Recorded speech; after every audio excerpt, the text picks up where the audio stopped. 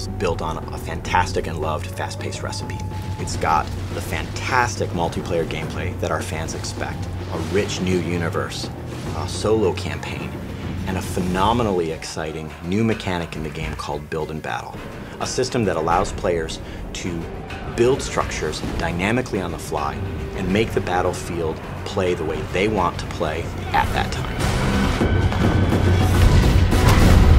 Warhawk was loved around the world by all of our fans. It was really built on a fast-paced, multi-dimensional gameplay over really broad landscapes. We wanted to go one step further. We really felt that the opportunity was great to make a brand new standout approach to the shooter genre, and that's what led us to Starhawk.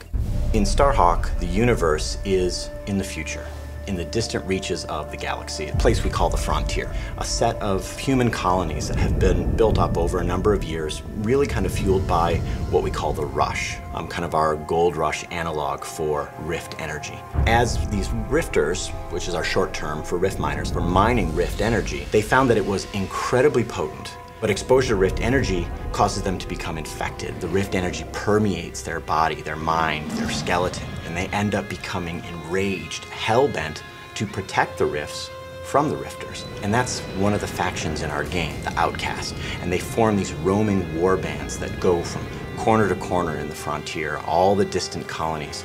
And really, that's at the heart of the conflict in our game. We didn't want it to just be two factions. We wanted there to be a face, a character that in our now included single player campaign that would really connect with players. That's where our character Emmett Graves comes in. He and his brother, a family operation, had a rift claim out in a distant planet. You know, as is unfortunate and common in the frontier, an outcast warband rolled in and destroyed their extractor, and the rig exploded. As what happens with exposure to rift energy, both brothers were directly exposed. Now, of course, their gearman, Sidney Cutter, who was up in the dropship above, saw all of this happen. Yeah, this is what happens when those mangy creatures take over. It's a shame, I tell you. Cutter was able to modify some of his equipment to create this regulator device, and this horrible procedure implanted it directly into Emmett's spine. It's almost a curse. It's incredibly painful for Emmett. And now he bears the mark, the brand of an outcast warrior. And he became outcast himself. And so Emmett ended up being a hired gun, like a gunslinger, protecting claims, going to colonies that were being attacked by outcast warbands. Anybody that comes out here has a plan or a problem. I came back with both. And so Emmett and Cutter take their rift salvaging operation to protect White Sands, a small colony on the distant moon of Dust, from an outcast warband. And so that's the start of the game. Emmett was the hero that they needed, but they didn't want. And not only is that conflict at the core of the game's story and fiction and universe, but it's actually core to our exciting new system in the game called Build and Battle. We decided to say, all right, what if the battlefield was just the landscape?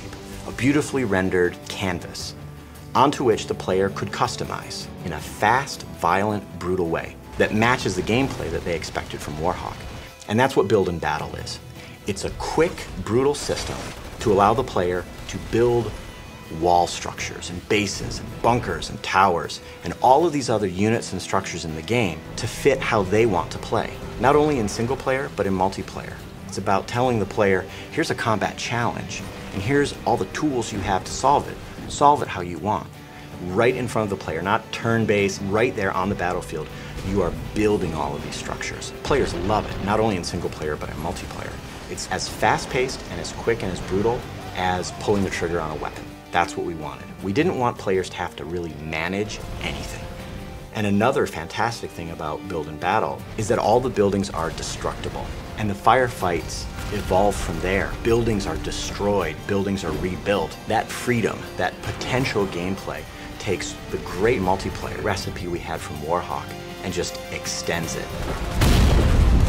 Starhawk is the spiritual successor to Warhawk, but it's the Build and Battle system which really sweetens up the whole game. The team and I are just crazy proud of it. It not only gives you a fantastic, infinitely replayable solo experience, but the changes that it does to the online multiplayer experience is remarkable. And I think players are not going to expect that, but once they get it, they'll want it all the time.